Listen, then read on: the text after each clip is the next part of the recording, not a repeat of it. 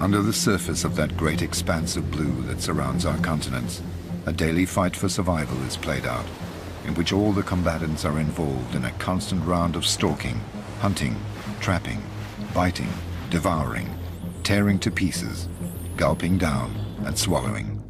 Every creature has its score written in its genes, and this is played out in symphony with those of the others. This symphony, in which all creatures kill and end up being killed, is euphemistically called the food chain.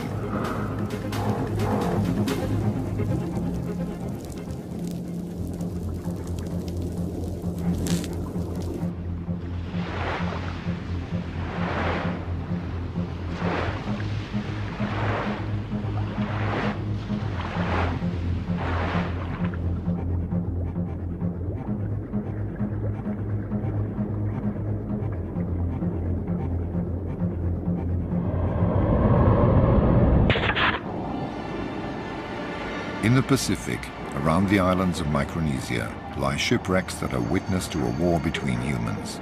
Their guns are long since quiet, but once a year the animals now living in and around them bombard the sea with their eggs and sperm. On the bridges of battleships haunted by corals, the funnels no longer emit smoke, but eggs.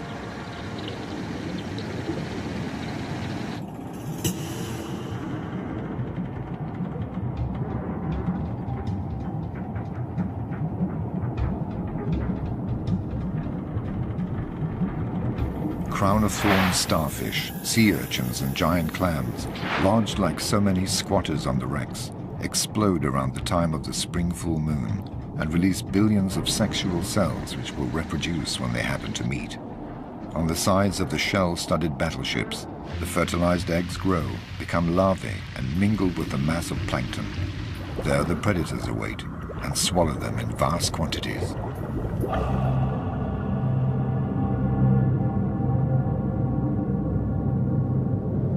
The largest of these has managed to move its 10-ton bulk here for this annual rendezvous, which promises to provide it with an orgy of plankton. This 18-meter giant, the whale shark, has come with its escort. Jacks take advantage of the hydrodynamic effect it creates to travel more quickly and without effort. They adhere to its lips in the hope of gleaning a few scraps of food.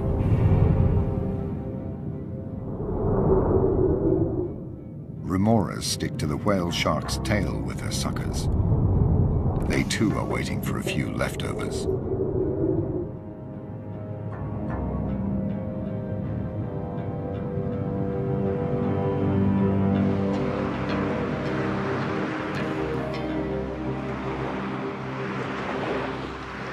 The whale shark is joined by other giants. Their perception of the electromagnetic field and their age-old instinct has enabled them to make this annual journey at the same time every year. They suck up the plankton at the surface rather like skimming the cream off milk. They greedily swallow 2,000 tons of water and plankton per hour. The water is ejected through their gills, which are fitted with filters to trap the food. Despite their 300 rows of minute teeth, they never masticate.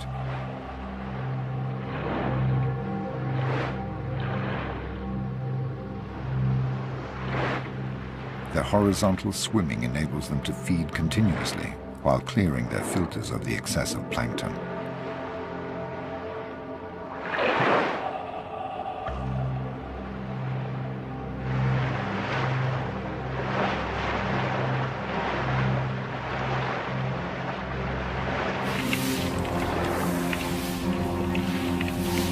The whale shark does not feed only on eggs and larvae.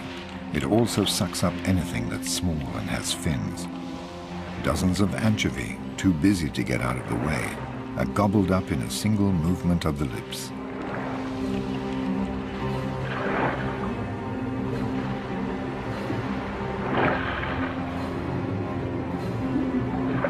When the school of anchovy takes flight, the shark heaves itself back round towards it.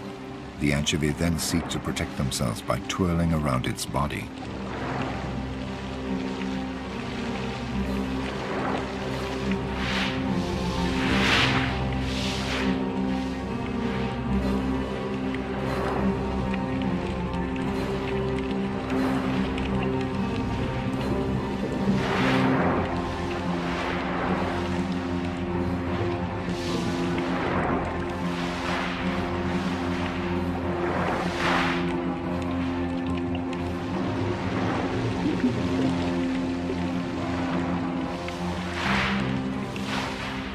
Then the whale shark straightens up vertically, and in this uncomfortable position herds the anchovy towards the surface, trapping them there so it can snap them up more easily.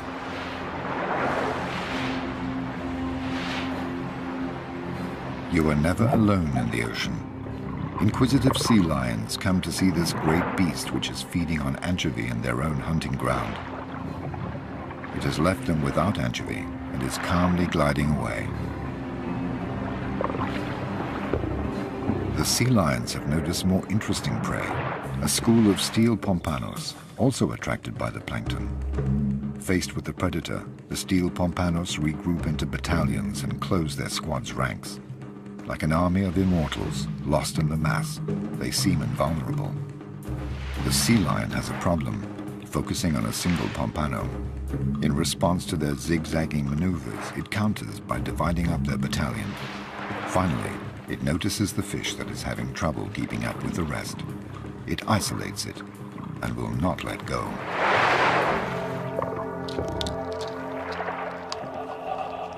The sea lion, which has no hands to seize its prey or suitable teeth to tear it to pieces, breaks it up by hitting it against the surface of the water.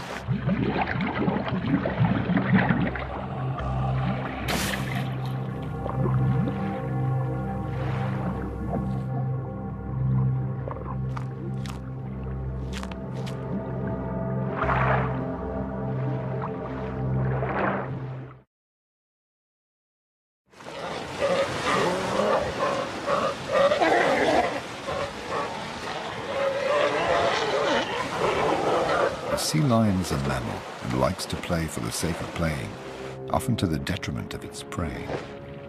The turtle is a difficult prey since it has so many scales and a razor-sharp beak, so the sea lions tease it half-heartedly for a bit of fun.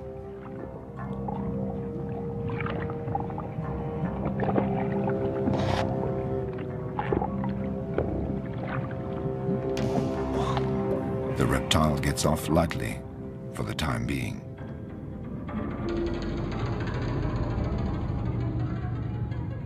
But fish also abuse the slippery surface of its shell to remove their parasites.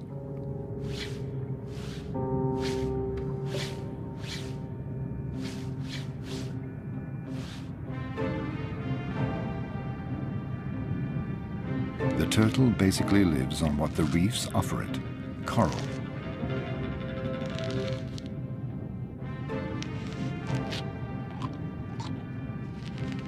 While it cleans the coral, the fish clean its shell.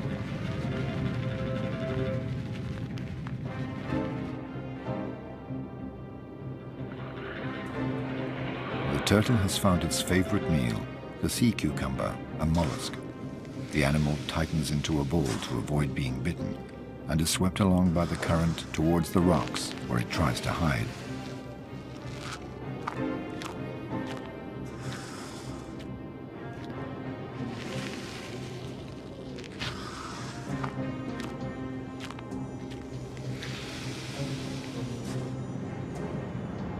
The turtle can migrate thousands of kilometers to feed or to find a mate.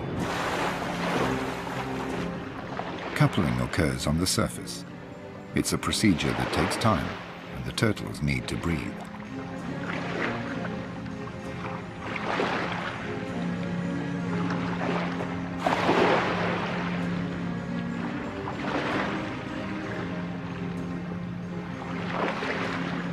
In the tossing waves, the male clings on with its rear flippers, while the female wears itself out trying to recover its breath.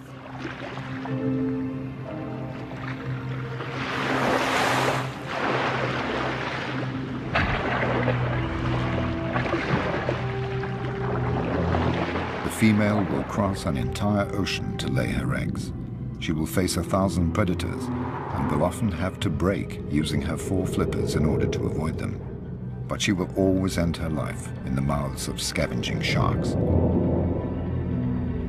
At one of the summits of this food pyramid, one solitary predator reigns supreme, the tiger shark, king of the warm waters.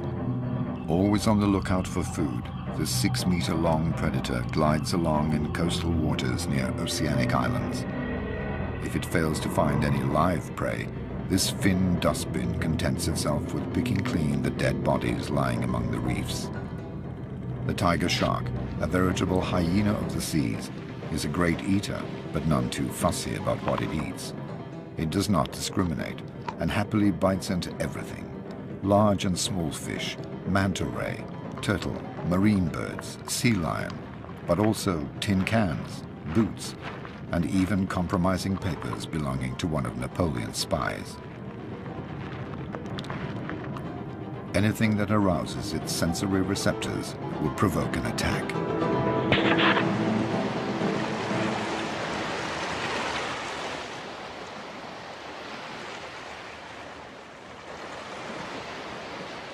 The November full moon shines over the Galapagos Islands. Darwin's Island is the gateway to the infinite expanse of the Pacific. 10,000 kilometers of blue, of marine currents, storms, and deadly traps. Every year, during the full moon of November and December, numerous species of fish come together and initiate their love ritual, which ends in sexual debauchery. Male jacks, attracted by the smell of the pheromones released by the females, set about pursuing them, all against one. The males give up their pursuit as soon as the female has laid her eggs, and they have had the chance to fertilize them. Billions of oocytes turn the sea cloudy and attract another giant predator, the manta ray. This cousin of the shark, supported on wings spanning 6 meters, swims through kilometers of schools of pelagic fish busy reproducing.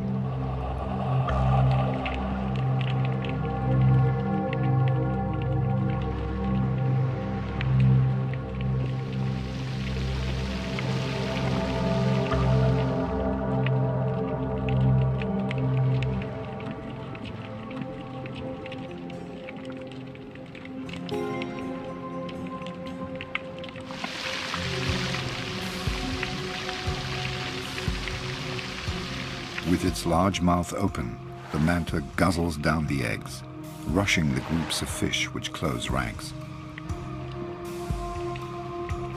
Side by side, the rays comb the sea, swallowing thousands of lives.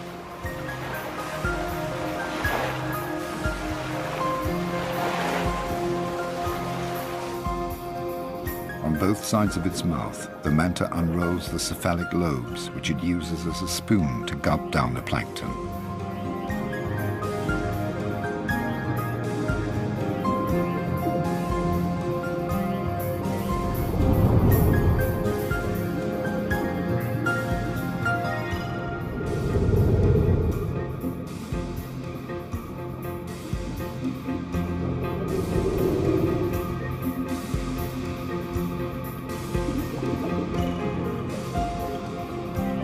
Attached by their suckers to the manta's back and belly, the remoras feed on food scraps and parasites. And on the remora's back, other parasitic fish bustle about and clean them in turn. Alongside the food pyramid, there is a cleaning pyramid.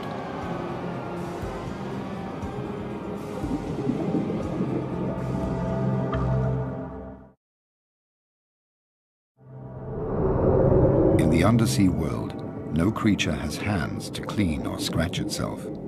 So prey and predator spend a lot of time rendering such services to each other. Its meal over, the manta ray has just come to rest over a reef, always the same one, and offers its gaping mouth to the scavenging wrasse, which thoroughly rid it of its parasites.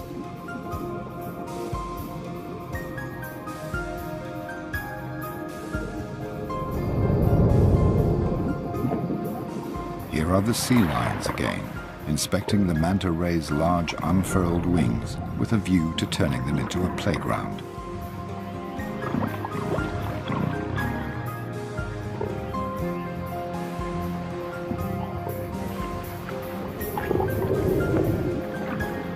This ballet between mammal and shark has a different meaning for each. Only the sea lion is sufficiently developed to have a sense of play. It's having fun, while the manta is putting up with its antics. The sea lion discovers a new game, surfing.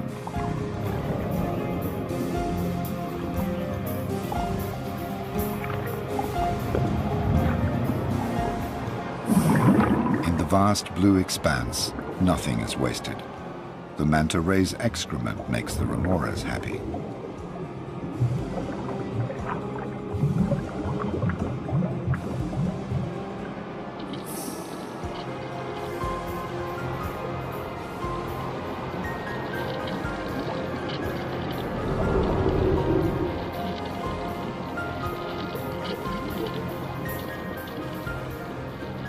In the sea, everything is recyclable and recycled. The manta ray's scraps are patiently absorbed by the mollusk.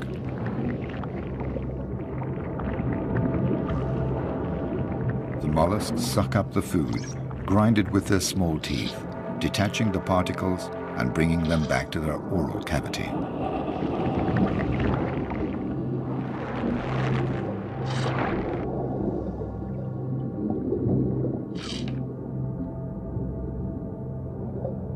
All living organisms shut away among the coral, capture, catch, trap and feed on minute particles.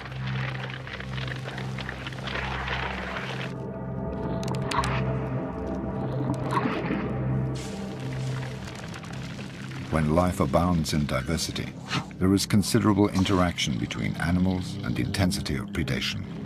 Over the millennia, the animals invent new strategies for survival or capture.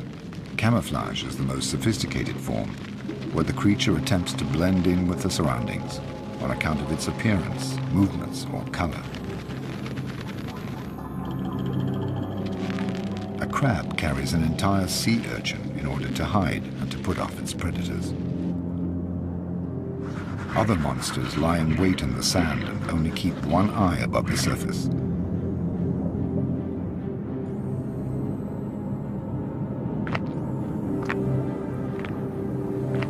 The king of camouflage is undoubtedly the octopus. It can change color at any time by simple contraction and relaxation of its pigmented cells, the chromatophores. It confuses its enemy and allows it to swoop down on its prey. Its meter-long tentacles crush the large crab in a few minutes, and then its sharp beak tears it apart.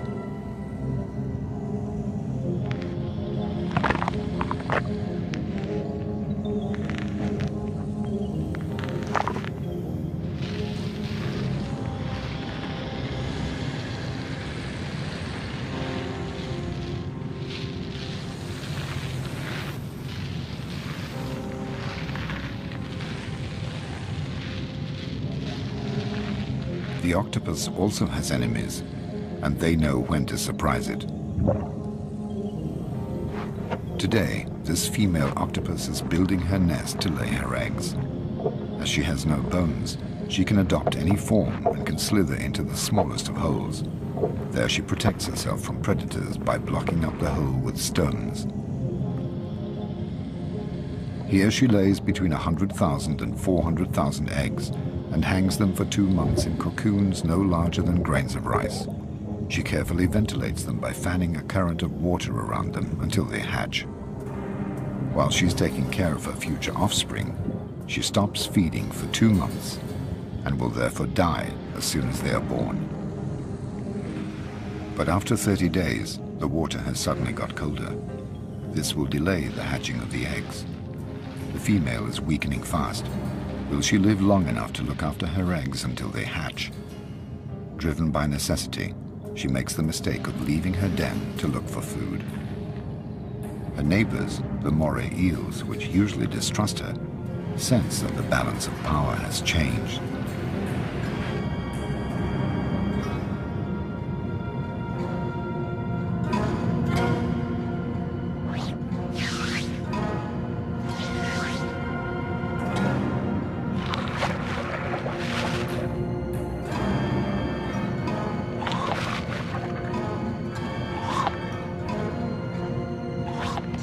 The octopus's ink does not succeed in dissuading its predators.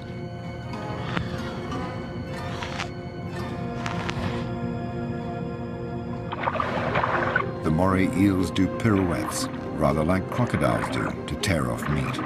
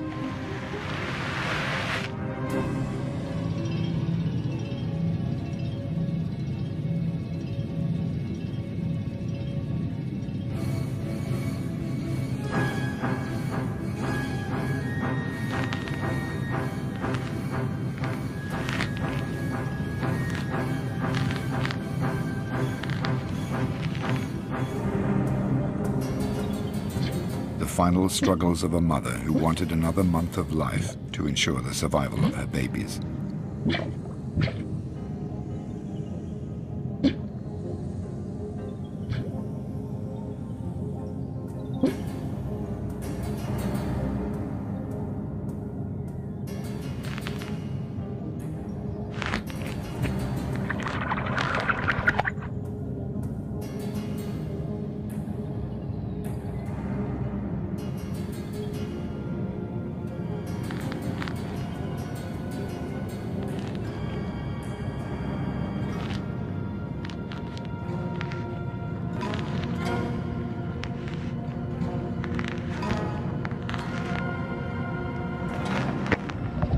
The female dies in one last cloud of ink.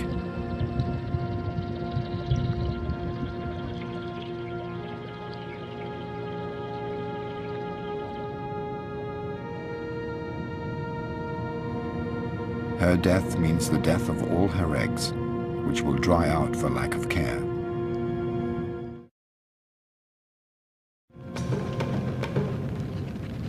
It's the time of the truth, a time when the prey cleans the teeth of the predator, who badly needs it.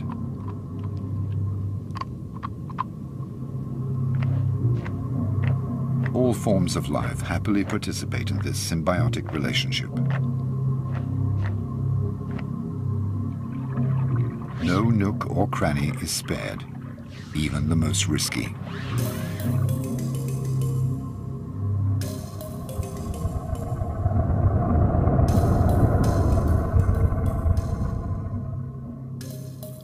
Some fish are more cautious and don't entrust their flanks to others. They rid themselves of their parasites using a stone until it becomes too smooth. Or they use the coarse skin of the coral shark for their grooming.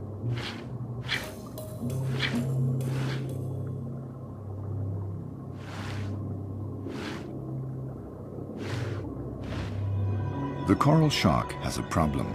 It is not quick and agile enough to catch a healthy fish. It therefore depends on the preparatory work of other fish.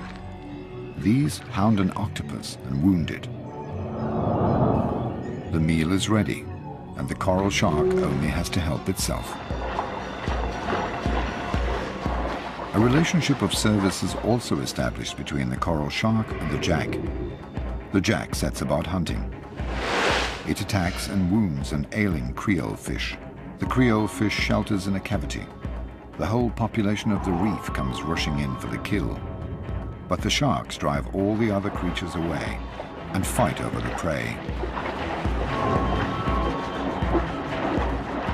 It's every shark for itself. It's a matter of seeing who will be most adept at working its way into the rock crevice.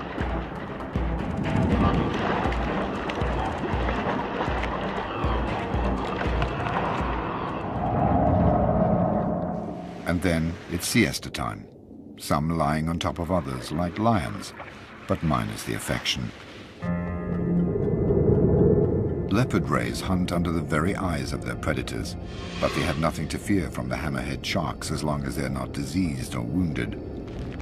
They scan the floor with their nose, which is designed to detect crabs, shells, and mollusks.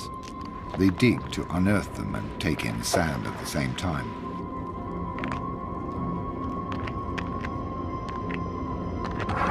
Despite their powerful jaws, they sometimes have difficulty grinding shells that are too thick.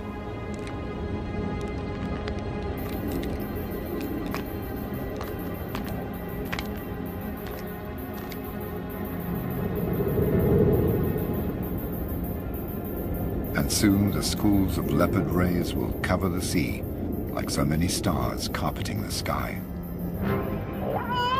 It's time for the killer whale to try its luck. This mammal reigns supreme at another summit of the food pyramid. It's the nightmare of the rays, because unlike the sharks, which only hunt at night, it's active day and night and needs to feed more often than sharks. It harasses the rays until they become exhausted and zeroes in on the weakest.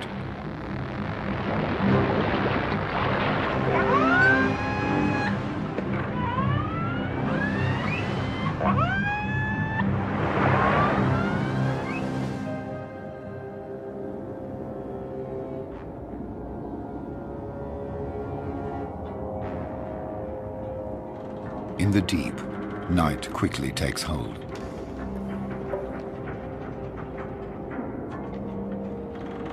Among the debris of naval battles, another battle is played out.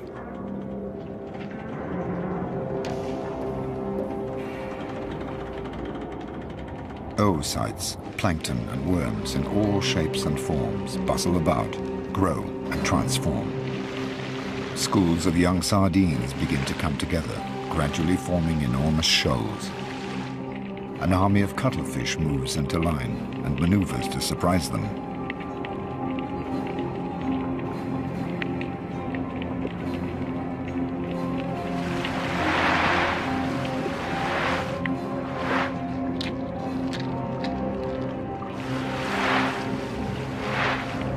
The cuttlefish has 2 tentacles and 8 arms. It launches its 2 tentacles like harpoons and stores its prey using the suckers covering its arms.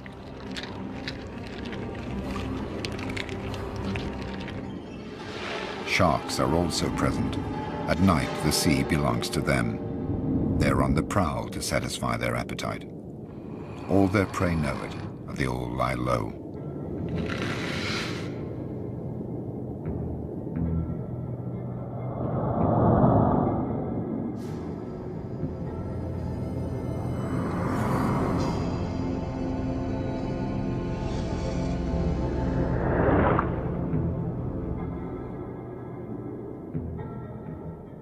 Others don't bother to hide, for they are toxic and their stings are poisonous.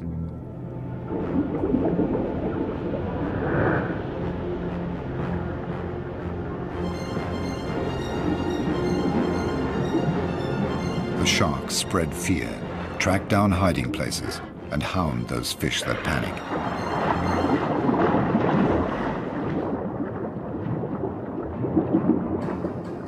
This fish has hidden itself well, but it's disturbed by a lobster.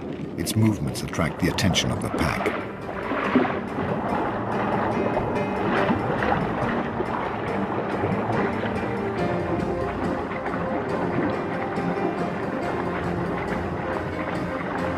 The red fish ends up being caught. A parrotfish looks for a refuge. Will a mere crevice be enough to protect it from the relentless sharks?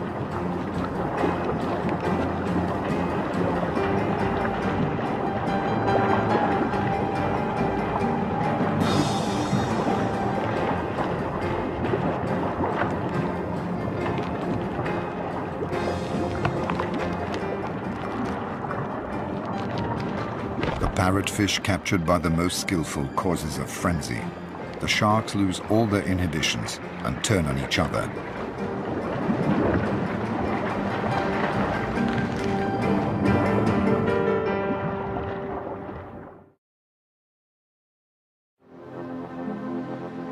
It's along the coasts of Chile and South Africa that the food chain appears in all its splendor.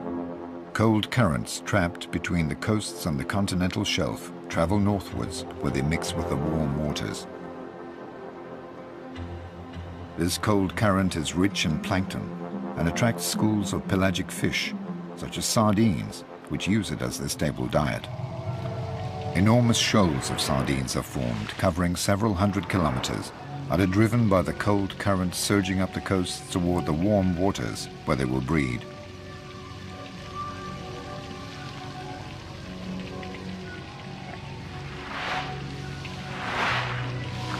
But they haven't got there yet. Their journey will turn into a genuine obstacle course. All the sea's predators will be converging on them, starting with the schools of jacks, whose equivalent on dry land are packs of wild dogs.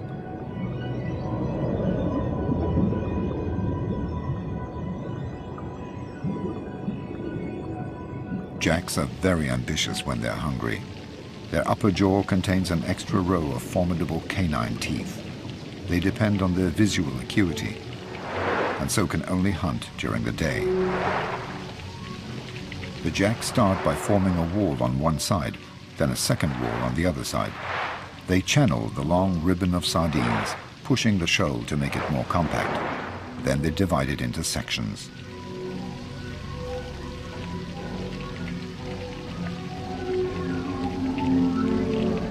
The sardines close ranks, squeezing up against each other. Finally, the jacks isolate a group, pursue it, and drive it towards the surface. Then they proceed to attack. The first of the many feeding frenzies that the sardines will suffer is beginning.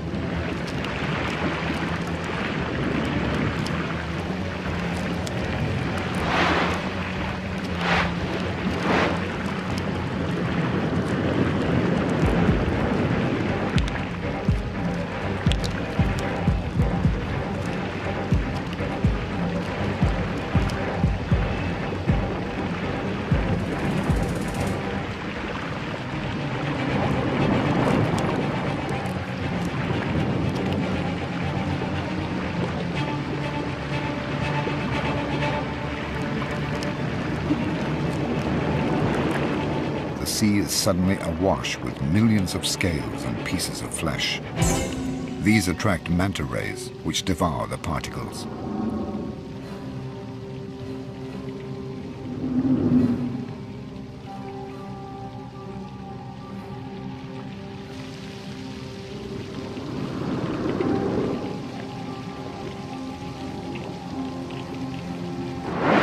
Then, when the jack's frenzy has died down, larger though no less voracious fish take over.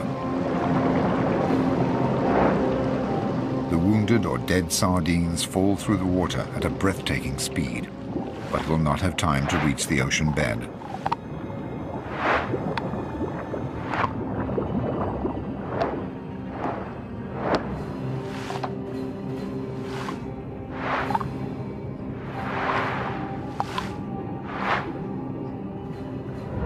Finally, black-tipped sharks, as always, gather up the remains of the work of others.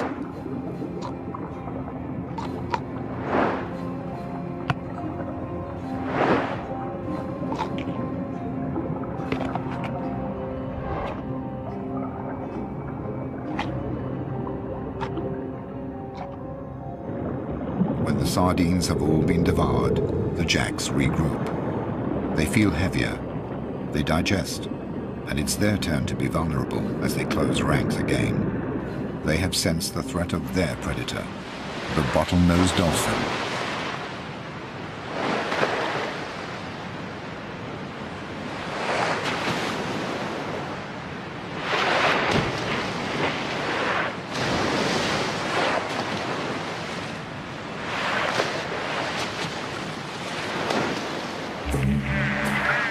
The dolphin is guided by sound.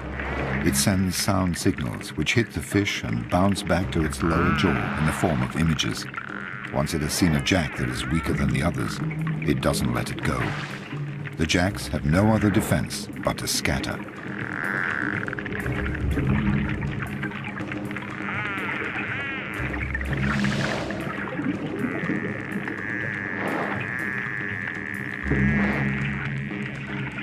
The dolphin can simultaneously snatch and swallow several fish per minute in a single movement.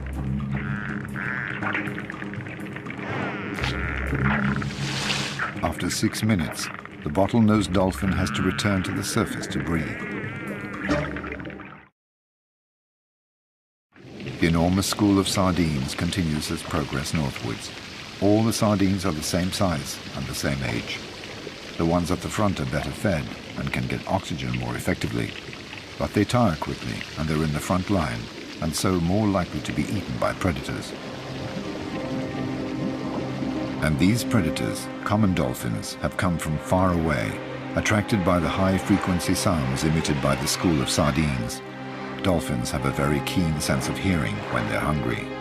Some 10,000 of them cross the dark and cold waters to pounce on 1 billion sardines.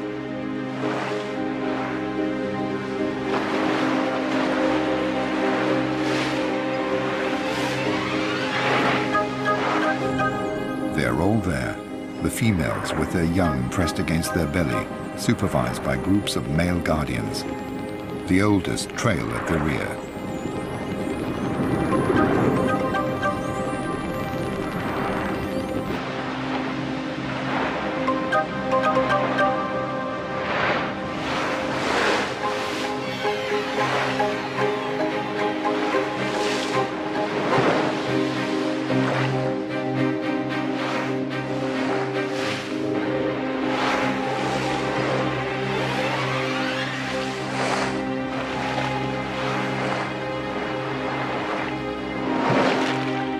all have a voracious appetite. They communicate their enthusiasm and fine-tune their hunting strategy. The well-organized dolphins dive under the shoal of sardines and push it up towards the surface. All they have to do now is open their mouths and help themselves.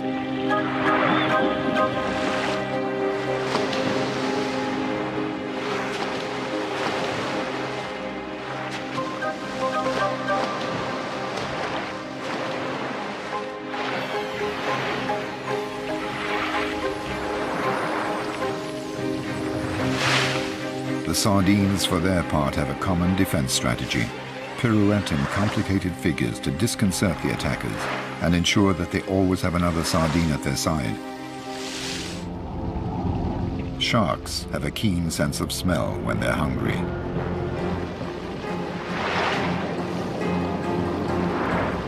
Unlike dolphins, sharks don't live in a cohesive social structure. It's every shark for itself.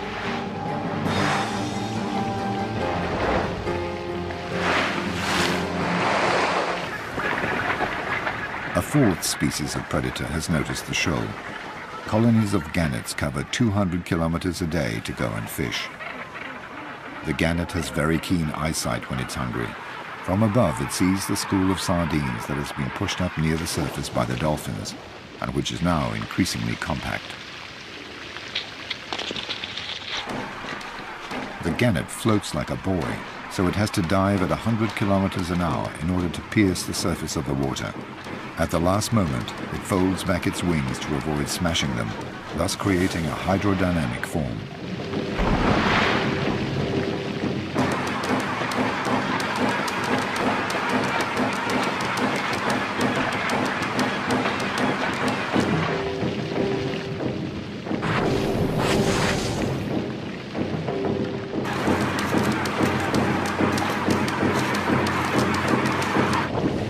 Gannets dive in successive waves, up to 30 meters deep. Sometimes the shoal manages to place itself beyond the reach of the birds' beaks, and the gannets tire.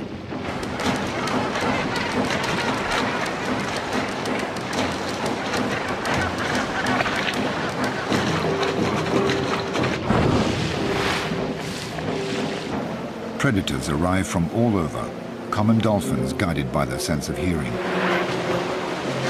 gannets by their eyesight, and sharks by their sense of smell. An informal alliance of predators formed for a feeding frenzy.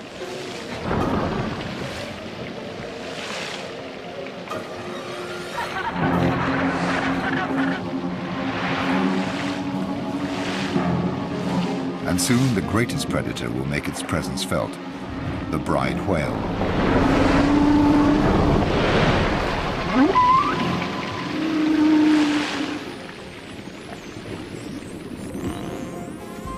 The party is over for today, and the common dolphins return to their polar waters. They express their contentment, sharing their excitement, and regaling their young with lengthy tales of the hunting adventure. For the young are there too. They have not taken part in the hunt, but they have observed it, hidden beneath the belly of the adult females. The females took it in turns to dissuade the sharks from coming near until they had all eaten their fill. The school of sardines, despite its losses, continues northwards and approaches the coast. It passes alongside a cliff where a sixth predator perches: the frigate bird, with its 2-meter wingspan. The king of the gliders is also king of the cowards. Unlike the gannet, the frigate bird does not secrete enough oil to protect its wings, so if its wings become wet, it sinks. It has therefore adapted its hunting method to its handicap. It is one of nature's bag snatchers.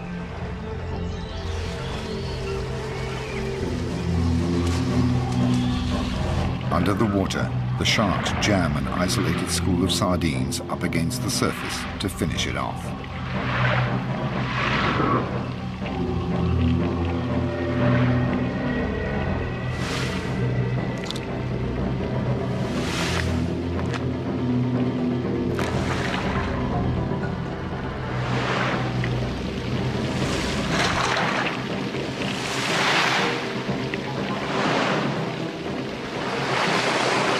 The frigate birds have to sneak between the shark's teeth and the spattering of blood without getting too wet in order to capture their prey.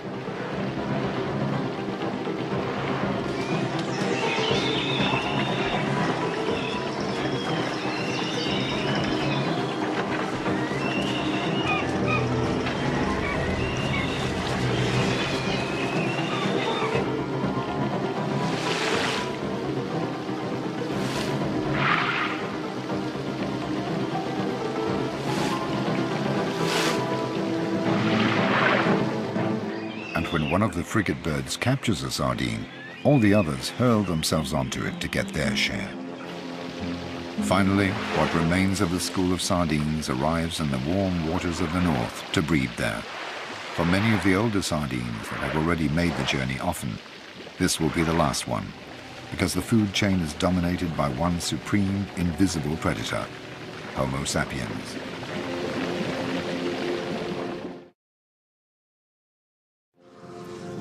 The overly warm waters, the stress created by the predators, and asphyxia due to the sardines' compact formation have caused collateral damage.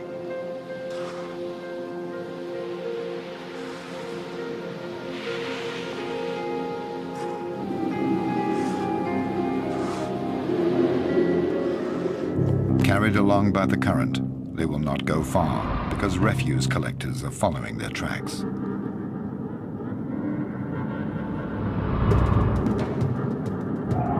The cleaners of the seas work furiously at emptying every reef and every crevice. They are so excited and overworked that they become clumsy.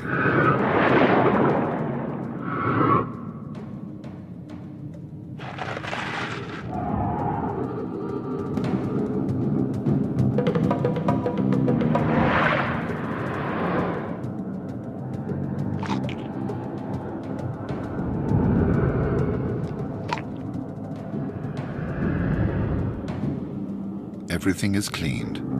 Thanks to the sharks, the sea will always be clean. This one-month frenzy comes to an end when the ferocious predator turns into a docile patient, imploring a wrasse to clean its teeth.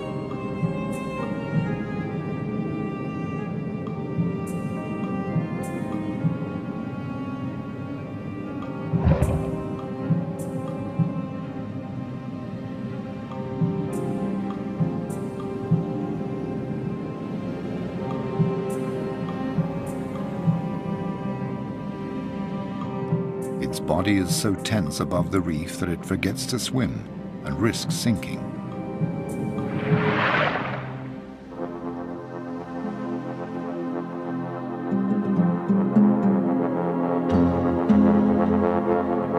The southernmost tip of Africa, at the Cape of Good Hope, where the warm waters of the Indian Ocean meet the cold waters of the Atlantic, is where we find the largest of the predators, the great white shark. It lords it over a large area containing a dozen colonies of sea lions, its favorite prey.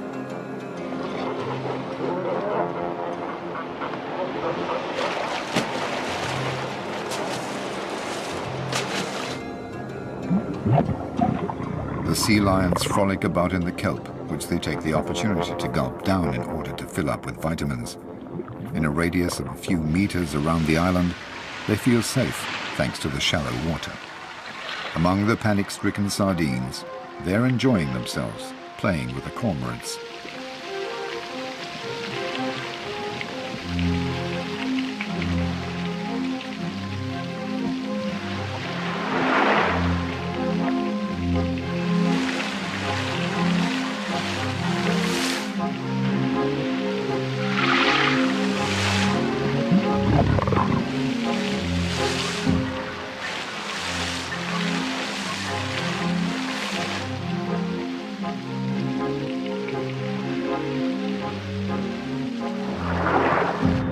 A few meters away, the great white sharks are patrolling, waiting for a sea lion to get carried away with the game and make a mistake.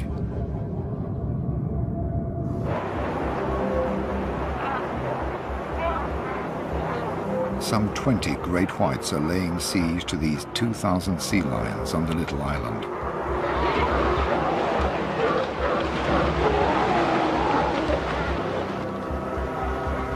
The island is a fortress surrounded by a circle of death.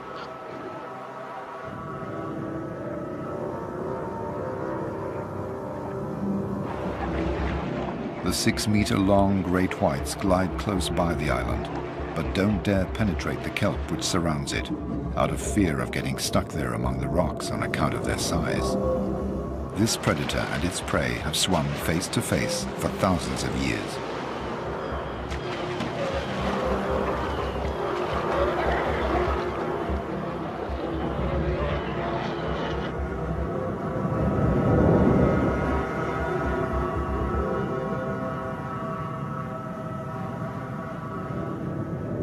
But in order to go and look for food in the sea lions have to take the risk of crossing the circle of death.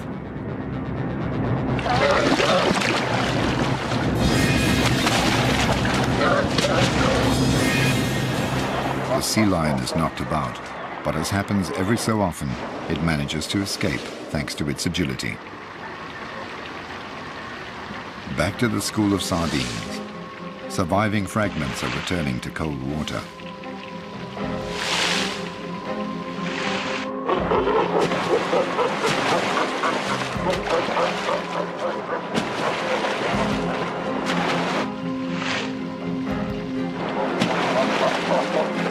Bronze sharks, natural predators of the sea lions, join them but don't pay them any attention. But the sea lions make sure they keep behind the sharks, even nibbling at their tails by way of teasing. Now they have to cross the circle of death again to get back to their island. It's evening, the time when birds migrate and the great white shark is at its most active.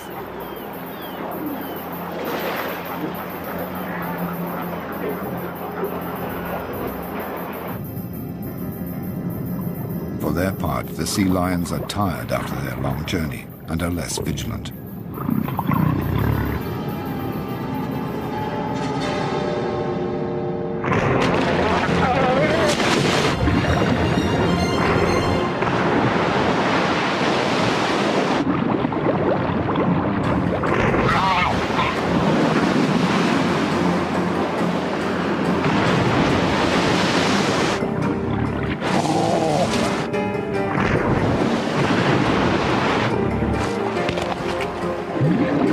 In a few minutes, the sea has turned blood red, and the great white sharks, the summit of the food pyramid, have killed the weakest, the most absent-minded, and the most hesitant.